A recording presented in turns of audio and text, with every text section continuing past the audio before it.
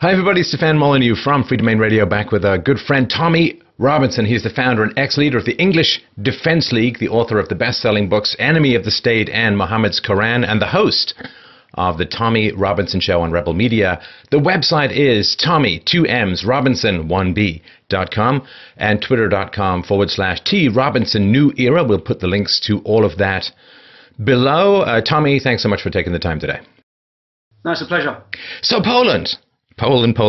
Interesting because, I grew up in London, and to me, Eastern Europe was kind of off the grid as far as sort of my memories of growing up, because of course it was under USSR control. So it was kind of like Soviet, communist dominated, handed over tragically at the end of the Second World War to, the murderer Stalin.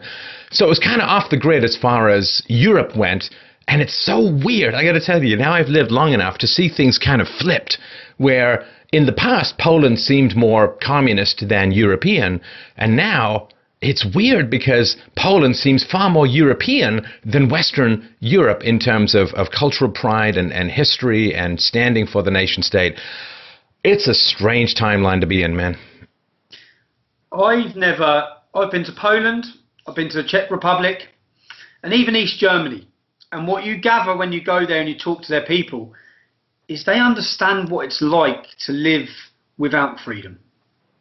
They understand, whether it be from their generation above or even in East Germany, the elders in the generation. When I spoke in East Germany, they talk about, before the wall come down, they talk about what's happening now with Islam. They've been through this. You can't talk about it. Communism. You can't speak about it. It's communism. You lose your job. Everyone's scared. Everyone's walking around scared. He goes, we've lived through this. We've seen this, and we got over it. And then the same in Poland. What I sensed from Poland was I wasn't that aware of their history. I went through all their history during this trip, heard their history, and the country disappeared for over 100 years. It disappeared. There was no Poland. So they understand what it's like to struggle for their identity. I think in 1944, the biggest civil uprising in the history of the world come in Warsaw, where 250,000 Poles died fighting against Nazis. All of this, and then this is only something very recent that they've really showed their pride. And really, they said that it was like the lost people. The men that fought a civil war against communism had been completely forgotten. All these men, until they got rid of their liberal government, and then until the people demanded that these men were remembered, that they could celebrate their history. And that's what we're seeing now. It's a remarkable thing because, of course, when I was growing up, I felt enormous pity and sorrow regarding Eastern Europe. The Poland, of course, was the country that England, or Great Britain, entered the war in 1939 in order to save, and then it got handed over, as I mentioned, to a communist dictatorship. And so when I was growing up, it was like, oh, how terrible it must be to be behind the Iron Curtain. And it's so strange, Tommy, to think that decade after decade under brutal communist dictatorship rule has proven the strongest inoculation against creeping communism, against liberalism, against leftism that can conceivably be imagined. And it is really like this very biblical cycle that those who were last shall now become first. It is. And even I interviewed a Polish MP whilst I was there. And he's from Law and Order, from their main political party, Dominic. And he spoke about, when I asked him about the communists, I said, because I also went to the Antifa demonstration. I interviewed the Antifa demonstrators on their demonstration. I asked them whether they want refugees. Yes. How many? 20 million. One of them said 20 million. Bring them all in. Yeah. So then I asked him how it felt as a country to see people demanding communism again. Bearing in mind here in the history is when the communists come in, they took a list of all the most educated. They rounded up all the university professors in a big meeting, and they killed them all. And they killed them all. And they had the elites, and they went round, and anyone educated they took out. So here in the story, and then I asked him, and he said, my granddad fought and killed communists, and as an MP, I wouldn't want to say to you what I feel. That's what he done. And to see an MP, I laughed my head off. And he said, I laughed my head off. But he said, yeah, we understand that, and we want rid of the communists. And to see, but then to put this in a scale, on the Antifa demonstration, there was 3,000 people. They were bussed in from Germany. Okay. On the Polish independence rally, there was well over 100,000. When the BBC say 60,000, you know you can double that. You know you can double that. It was a sight to see, and it was something for me, isn't it? As an Englishman, I come back disheartened because we haven't got what they've got. We haven't struggled or had to fight our generation or generation of our. We don't know. We don't show the pride that they show, and it was so good to watch, but it was gutting to know how far away we are from that, how weak we are as a people, and one Polish man I interviewed, and you'll see it. It's on the show. One Polish man I interviewed said, when he come to England, he said, your elder British generation I have a lot of respect for. He said, your new generation, they're lost. And he took that from living in England. He said, they're lost. And he's right. They are lost. They don't know who they are. They don't know where they've come from. They don't know where they're going. They're not allowed to show pride. But also hearing the story from Poland about how quickly this changed as well in their country. How quickly it went from not being allowed to show pride and coming under attack by the Liberal government, the police force trying to crush them, to now the government celebrating and the government supporting their independence rally. And it was an interesting trip. Well, there is this horrible stripping of history and stripping of pride and stripping of, if a tree has no roots, anything can push it over. You lean up against that thing, it's going to fall over. Now, of course, every history is complicated. There's good and there's bad, just as there is in most people's lives. There's good and there's bad, and there's a struggling towards the light.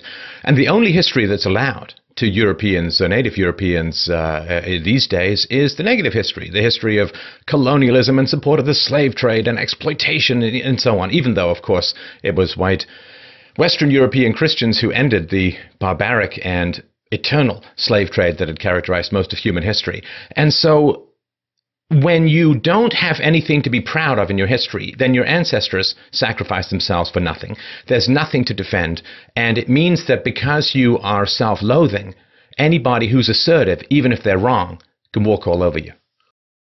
That's it. And that's what you'll see. For Western Europe, that's what we're seeing. That's why East Germany is so different to West Germany. I've travelled to both. It's like a different country. And they don't suffer the same level of guilt or self-hate that the West of Germany do. They're not willing to just destroy their culture and their country. And that's why the AfD done so well in the east of Germany in comparison to the west of Germany.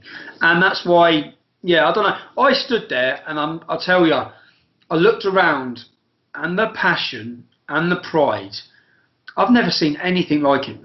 I've never seen anything like it.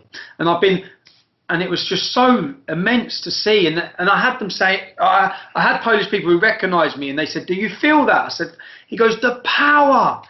And it was power. It was looking and thinking, this country, and I said it, they are never, ever, Islam is never going to get a root in Poland. They are never going to be able to do what they've done to Western Europe, in Hungary, in Poland, in these countries that still identify. And when I interviewed the MP, it shouldn't feel great to hear an MP speaking common sense, but it did. It felt, I sat there thinking, wow, but I shouldn't feel that, because all he was saying was, he said, we're not going to let refugees into our country. We are not going to endanger our country's people. And he goes, that is 100% never going to happen. We're never going to let them in. And he goes, we don't want bombs. We don't want people getting killed. And it's just all common sense. But to hear it, and to hear what he had to say about the British government, I asked him about the British government and their views on the UK. And I asked Polish people as well, what do you think of the UK? And they just can't, they're all just shocked by what we're allowing. And as I said, I looked at the scenes, and I think I said in my video, could you imagine this in Britain? Could you imagine this? Could you imagine this in Germany or France? This is just... Statistically, though, Tommy, let's just run through a couple of numbers. Number of terrorist attacks in the UK over the last little while. Number of terrorist attacks in Poland over the past few decades. Yeah. 4 in the last 4 months in the UK. None in Poland. 0. None in Czech Republic. None in Hungary. None. And what I said to the Polish MP, which was quite funny, I said, okay, so you're never going to take them in. You're forced quota to take. You're not going to take. But the EU said they'll take away Poland's voting rights. And he just laughed and said, Poland, Hungary, now Austria. What you're seeing is a formation, because Austria now have the new elected government. He said, it's not just us. They can't do that anymore. He said, we need to stop looking up to the EU as something above us, because it is us.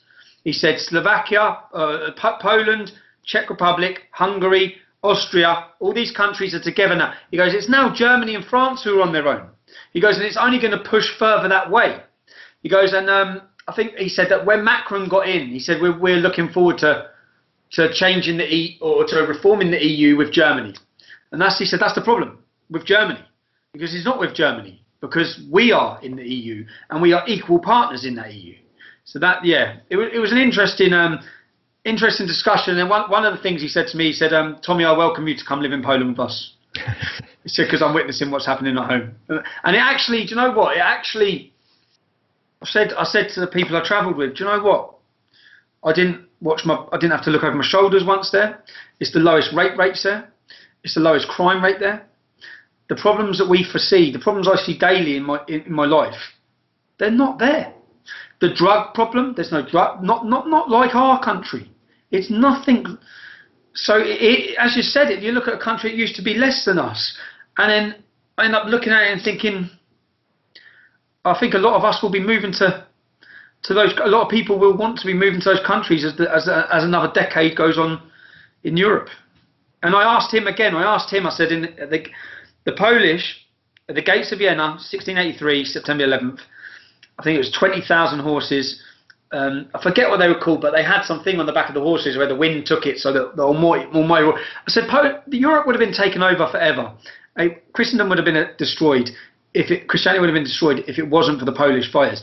And I asked him again, I said, when this struggle comes in Europe, where will Poland be? And the MP said, we'll be fighting. And there's no doubt, after meeting them, there is no doubt in my mind that their whole country would fight to protect Europe. Can you say that about Britain? No, I can't. Caving to destroy Europe might be another way of putting it for England. And I remember, of course, growing up, the Polish air fighters in the RAF in the Second World War were astonishingly competent fighters, and one of the reasons why England was able to prevail in the summer of 1940. And the Polish fighters were notoriously, tough-minded and courageous, but not foolhardy. And it is astonishing to think as well how it was in the 1960s, this is sort of going back to Enoch Powell's famous speech, it was in the 1960s that the floodgates to third world immigration really opened in many countries in the West. In America, of course, with the 1965 immigration bill, in England and other places. And of course, none of that could have happened in Eastern Europe because it was still under communist rule. And again, it's one of these strange things where these countries that I looked at as, oh, what a terrible and awful, and thank goodness I live in the free West and how terrible.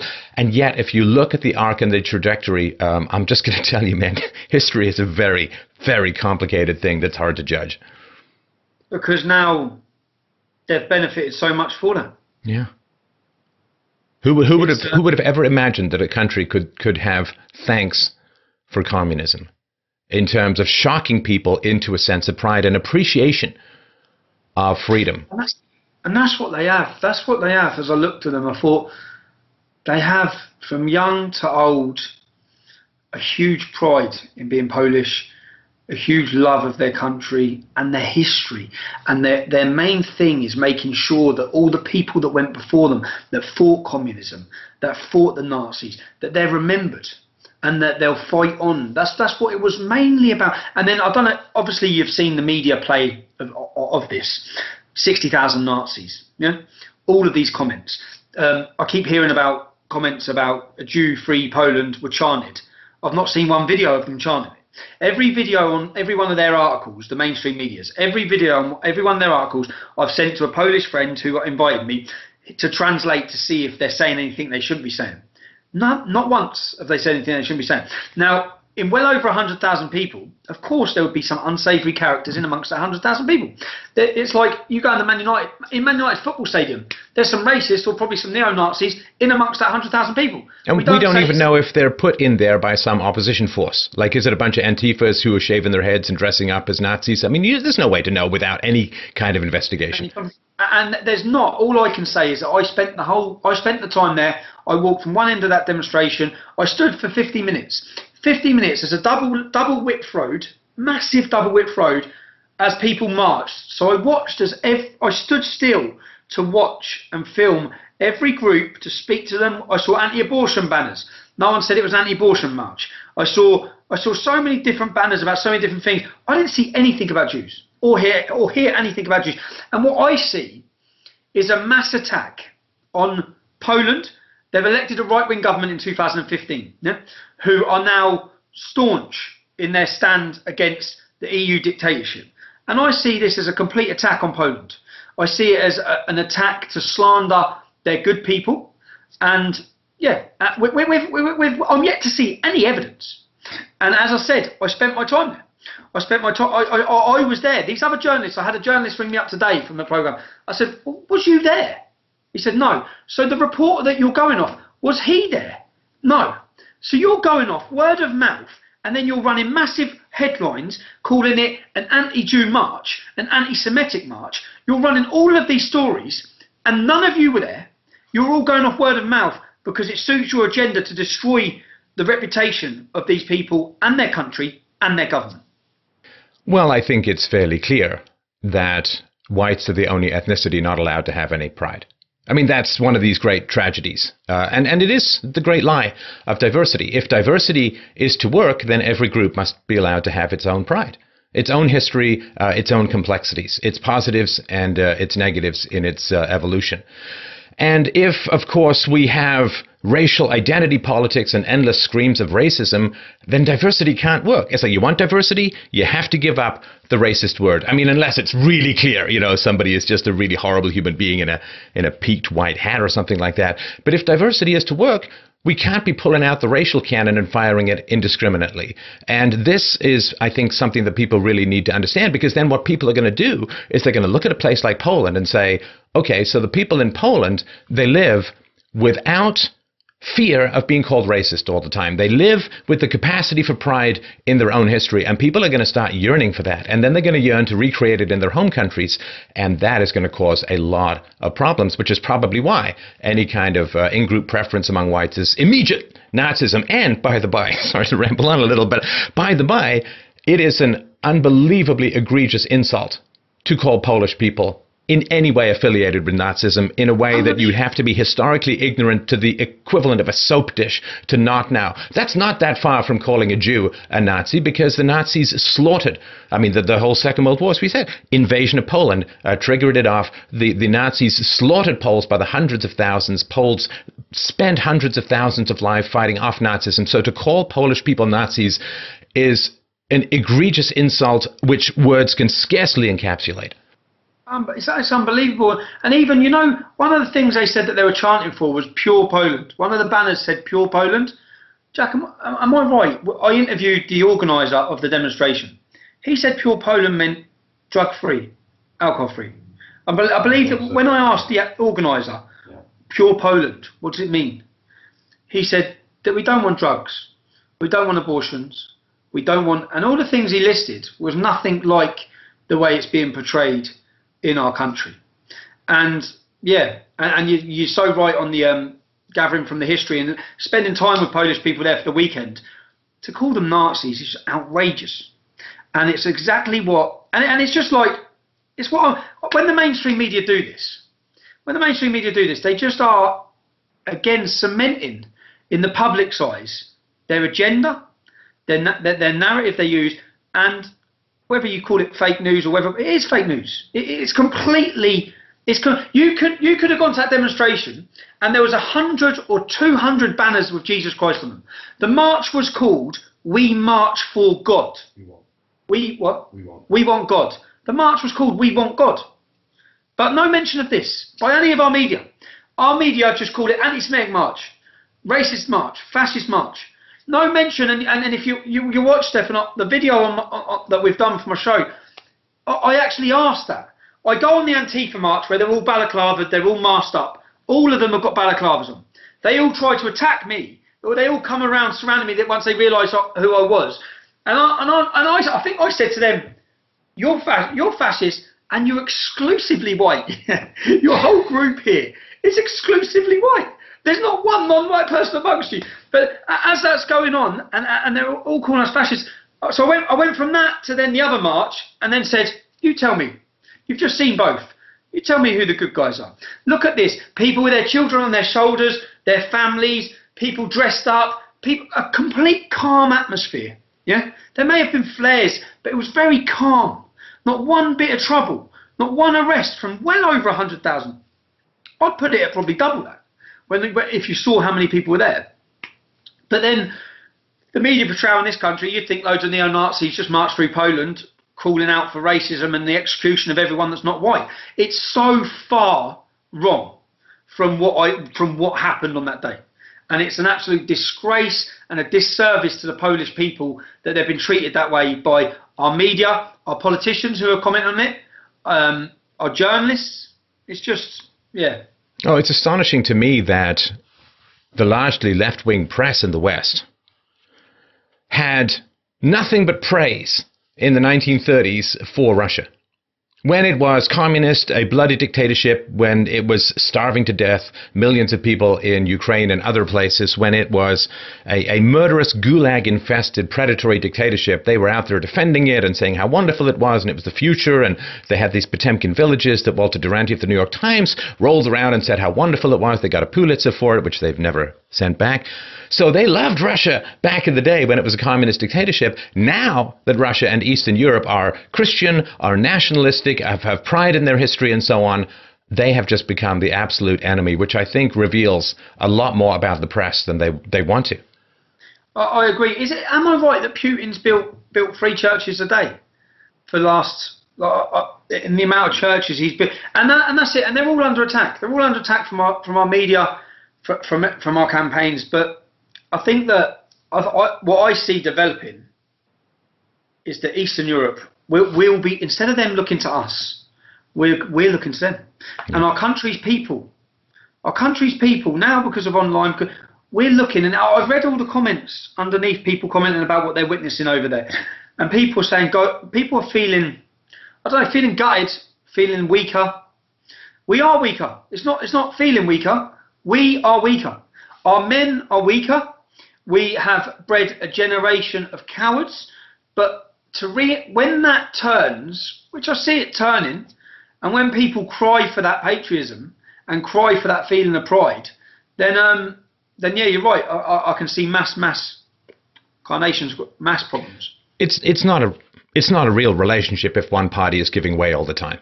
That's just appeasement. That's not diversity when one group has to give in all of the other time, and all the other times the other groups win hands down. That's not diversity. That's not sustainable.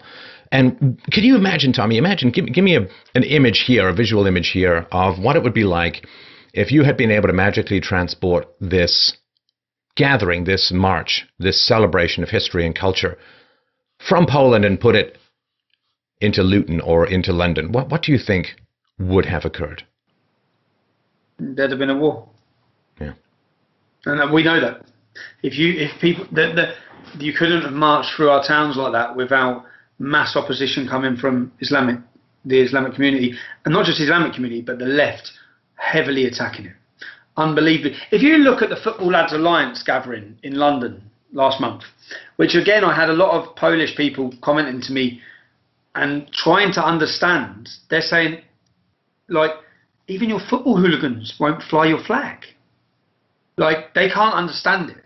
They said even your football groups won't celebrate English. And they couldn't understand it. And unfortunately, that's where we're at. That's where we're at in the UK. That people are scared. And they said, why don't they show their flag? I said, well, I believe the reason is they don't want to be pigeonholed, stereotyped, and put into a box. But they're like, who cares? Like, who cares what people say? It was completely alien to them to try to understand the level of political correctness we're under in the UK. And I think if 100,000 people marched in a celebrationary scenes that they did in Poland through any city in the UK, in fact, forget what I'm saying. They wouldn't let you. That wouldn't be. It just wouldn't be allowed. And you know what? When I heard the Polish story, they started with, I thought it was 200. They started with 2,000 people. They tried to march in the year 2008 or 7. 2008. They tried to march. Antifa attacked them. The government sent the police to stop them. And then the next year, 5,000 come. The next year, 12,000 come. Now, when they show, which we're putting together videos now, the police brutalised them. They smashed the hell out of them. This was the Liberal government trying to squash what was happening. And it didn't work. The Polish people come out again, but next year 50,000. And then when they changed their government, and now they've said now that they have a government that's not trying to attack them or trying to cause problems with the police and instigating violence, there's not one bit of trouble. No trouble.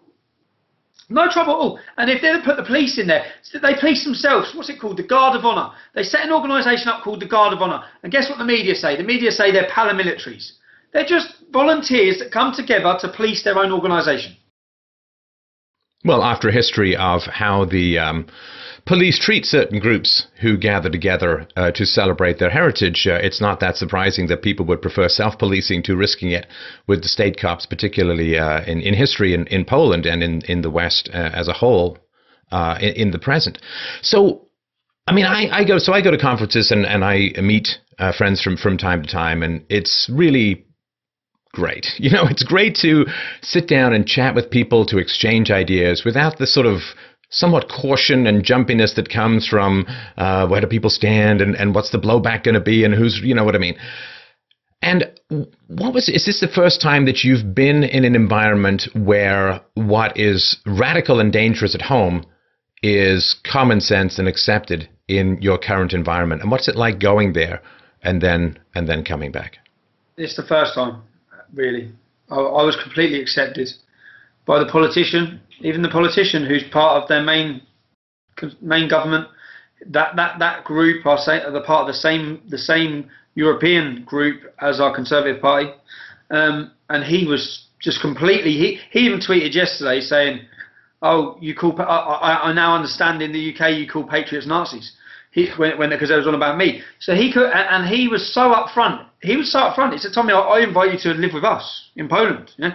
He's their MP. Also, the people who invited me. If I speak about the fact, I was invited by this young man I met in London, a Polish man I met here, 24 years old, and I didn't quite understand when I met him. I knew he went to a private school, but when I was invited to his home, I understood that they were what we'd call in the UK the upper class of society.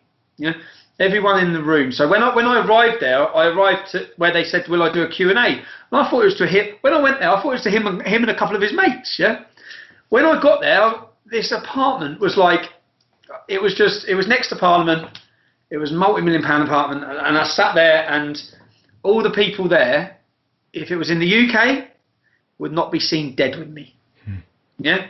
The height, whether they were surgeons, massive business owners. One of the men there, his father was good friends with Donald Trump. He went to school with Donald Trump's son. They were all of the high-end society in Poland, but they all shared common sense views on what's happening. But the problem is in the UK, I feel people at their level of society would look down their nose completely at me with the working class background, whereas I didn't feel that at all. I felt completely welcomed. In fact, I'd say one of the nicest families I've ever met. How welcoming they were, which I've never felt. And then to speak to everyone, journalists, and I interviewed so many different people there. They all just thought common sense, which is common sense, but over here that's so rare. Over here, the minute anyone says anything, it's shouted down, or you can't say that, and it's Islamophobic. Over there's none of that, and it was so. It was depressing to come back here. It's depressing to land at Stansted Airport, get pulled in for an hour by Muslim security and grilled, and thinking I've just where am I stepping back into? It's like I'm not stepping. It's like I look at this and think we've already lost parts of our country, and I admire now and have a newfound love for Poland and the Polish people. I don't know. I feel, yeah, it's disheartening. That's what it is. It's disheartening to come home.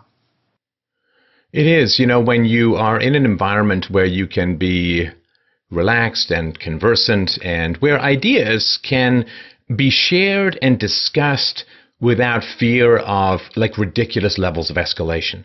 You can have disagreements with people and you just, oh, okay, that's interesting. Let me look that up. Or, you know, you can have disagreements without this, I don't know, this like weird calling in massive airstrikes of social disapproval and legal threats and like madness and destroy your reputation and try and get you fired. Without this insane hysteria, it just reminds me what a wonderful world it can be if we talk about facts and reason and evidence without this panic and this hysteria and this hatred and this fear, which shuts down discourse, which I guess is kind of the point. But, you know, there are the times you get into these situations in life where it's like, this is what it would be like to live in a world of civilized discourse. And it is really tough to leave. I went home and said to my wife, and do you know what happened?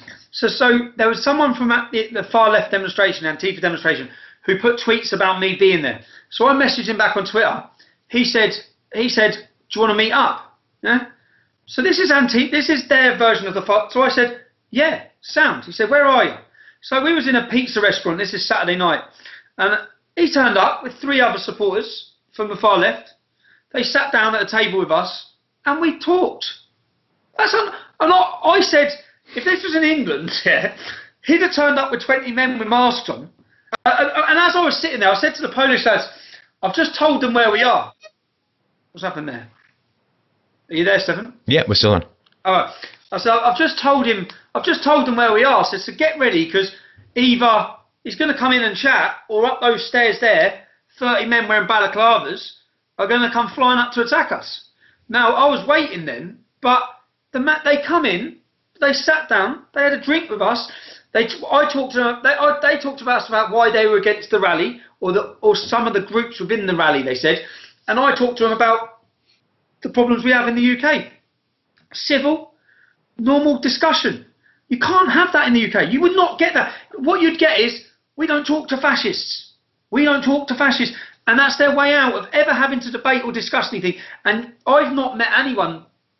I actually shook the man's hand and said, in 8 years of doing this, not once has anyone on your side of the political sphere in the UK ever just had a civil discussion with me the way you have. And we completely disagree on our politics, on everything. But there was no animosity. Do you know what? He shook my hand, and the next day we went to, it was Remembrance Sunday, so we went to the British, there was a scene where British planes crashed, and the lads survived in Warsaw. So we went to pay our respects there. And when I went to pay our respects there, he was there. He was there. So it's just so different. And you're right, it is one of those moments when you think, this is how it could be. This is how it should be. But the attack, you realise then how deep it is, the attack on free speech, the not being able to talk about it, the fear and the threats is the major part. It's not the feeling of the emotion, because I think the British people feel the same as the Polish people. I think the British people underneath feel it, but they're too scared to show it. They're too scared and too weak. Well, I mean, you can have free speech on paper, but not in reality. And I think this is where most people have. They say, well, you know, there's something on paper which says I have free speech, but given the blowback that can occur to me in my life, my professional life, my personal life, and so on, I really don't have a lot of free speech. And that self-policing is how you get rid of free speech. It's sort of like you can ban things that no one's using anyway. You know, like, oh no, they've banned the horse and carriage. Well, you know, I don't really use a horse and carriage. So you have to get people to withdraw from speaking openly, from debating, from bringing controversial topics, ideas, facts, and data to the public discourse. You get people to back off that, and then when you start whittling away at their free speech legally, it's less important to them because they've already given it up in practice. And exactly that. You know, so the lad who invited me, the Polish lad who invited me, who's from a very good background, great background, I messaged him earlier and I said, a lot of people are questioning a lot of the journalists are questioning who invited me. Question mark. He messaged back, I don't understand what you mean. I am in no way, and I am in no way ashamed. Let me read to you what he said, because when I read it, I thought, I didn't want to drop him in it, because I thought he's going to get a hard time for being associated with me. Yeah. And so I said to him, thanks again. I had Victoria Derbyshire call me earlier, being, oh really? A lot of them are asking me who invited me over. But what do you mean? You're welcome to put them in touch with me if that's what you mean. I don't mind the association with you in any way, shape or form. Now, no one in this country, you know, an MP in this country, if I stood next to them, they'd run. They'd leg it. I actually think they'd run away. And that's not run away because they don't agree with what I'm saying. It's run away because of the pressure and the backlash that will come with being associated with me, which is why the opposite side, which is why the left are winning in this debate battle, because you're not allowed to have the debate because no one will talk to you or no one will show any... do you know what? If a camera's put there, whenever I go on talk shows, Stefan, whenever I go on talk shows on the media, away from the cameras, they are all shaking my hand, trust me. Yeah, all of them. And even when I went on the Piers Morgan show, when I come out afterwards, my friend said, I can't believe it. He said, what? He said, the green room of all the staff in here were all cheering you, supporting you, watching you. And I said, but then put a camera in their face and they're off. Get them to stand next to me and shake my hand, not a chance. And I have even that from people on our side in our politics who are at a higher level, and it's because of the backlash. So to see that they don't have that in Poland is I don't know. I come back wanting to re-energise, but at the same time, we're so far away from being where we need to be. And so, what is we're that so like? far away from freedom. We're so far away from freedom. Yeah, no, and this, of course, looking at the data, looking at the demographics, looking at the Great Replacement and so on. It is hard if you're basically mathematically literate to feel particularly optimistic. And I still think that there are cultures that can live together, but not when one is rolling over the other. Like, that is not coexistence. That is not mutual enrichment, for want of a better phrase. But the idea, that in England you could stand there and cheer for England and wave a flag and feel that may be dangerous is truly an unprecedented phenomena, I think, in human history. I know, and that is, unfortunately, it's another word, but it's depressing. And going out there and seeing it, and then coming back here, it's just, I don't know. What they need out there, of course, is a nice state-regulated, state-funding broadcaster. They need to reach into the pocket of the people and pull their money out by force and fill the coffers of left-wing activists and agitators in order to smear everyone who disagrees with them. That's the path, I think, for true freedom to Poland, because that gives them a nice objective media that's open to reason and evidence. They need a BBC, Yeah, that'd be great. No, when I look at the BBC and other leftist outlets and they estimate crowd sizes of, say, white gatherings, I sort of view it, when you ask a girl how many boys she slept with, how many men she slept with, the rule of thumb is you just double it. So that's my estimate when I look at the BBC and crowd gatherings in Eastern Europe. I just assume, just double it, because, they're trying to look demure, but they're really not that demure. Although, do you know, if I've said one word, like, next year is their 100-year anniversary of their independence in Poland. Go, Stefan. It is such an experience. I'll be there next year. And I think a lot of British journalists may be there this year, because none of them were there this year. But I think a lot may be there next year after, just simply because I went and they all want to attack me and hammer me. That's simply it. But yeah, I think that we know the problem's going to get a lot worse in Europe. We know the way I describe it is like what we've witnessed over the last 12 months, say, is like a trailer for a movie. We're still only watching the trailer. They've not even started. Now, when they do start, I think that Eastern Europe, it's not like they're already playing a pivotal role with stopping the refugee crisis. Hungary and now the Czech Republic and Poland and these countries are. I see us looking to them. And the more they say the more open they are, the more it will give us the feeling that we can say and we can talk, and hopefully it will give our politicians that inspire our politicians to know. It's like what they said, when you have that many people marching, the MP said, when you have that many people marching, you know the people are behind you. You know you can say whatever you know you can speak about it. You know you were voted in to do that. In our country, they're still all on the fence because of they lose their jobs. But I think, I don't know, I think that there's going to be a big change in the coming years. It would be really excellent if a civilization could develop that didn't have to suffer to gain wisdom. And to gain basic truths and facts about ideologies and human nature. It would be absolutely wonderful. And those of us, of course, who've been trying to bring reason, wisdom, and evidence to the public discourse for, in your case, 2004? You first popped out before going back into hibernation for 4 years or so. But those of us who are out there, it's like, well, we know the challenges that are coming. It's very clear. It's not complicated. It's not, it's the evidence is all very clear. And it would just be really nice to have a culture and a civilization that listened to people who had common sense and intelligent and data-backed things to say, rather than stumbling into the inevitable fiery pit of massive suffering before listening to people. And maybe at some point, maybe with the new internet and maybe after this round, it'll be possible. That's what I'm hoping out for. But right now, I don't see it. I don't see it being as peaceful as I'd like. Oh, so I went to East Germany 3 weeks ago for their 3-year anniversary of Pegida. I've been there for the first year, second year. I watched the fear in the German people's eyes, the fear they had of what was happening to their country. This last time I went, wasn't that fear didn't seem the same. It seemed more like a celebration. It was a celebration which this would be unheard of. That at their demonstration for their 3-year anniversary, 6 AfD MPs spoke. Now go back 12 months at their 2-year anniversary. They were getting slaughtered by the whole political class. No one supported them. So to then go and see them welcoming, and those MPs the same again, they all embraced me. They stood there openly. So what we've seen in Germany, the election of 96 AfD MPs, is a new politics with new people, fresh and open and honest. And the speeches they gave and the people they shared the platform with would be unthinkable in Britain, but it would also have been unthinkable 12 months ago in Germany. Yeah.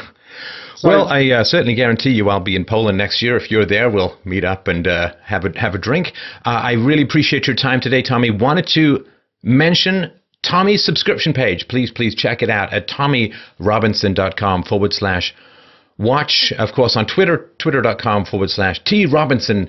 New Era, and please check out Enemy of the State and Muhammad's Quran, which you can find at tommyrobinson.com. Thanks so much for your time today, and thank you for bringing all of this amazing information back from Eastern Europe. Thank you, Stefan, and that's it. Anyone who subscribes, they get to tour Europe with us. Anywhere we go, we'll see it all. We'll see it all. Thank you, Stefan. All right, take care. Cheers, man.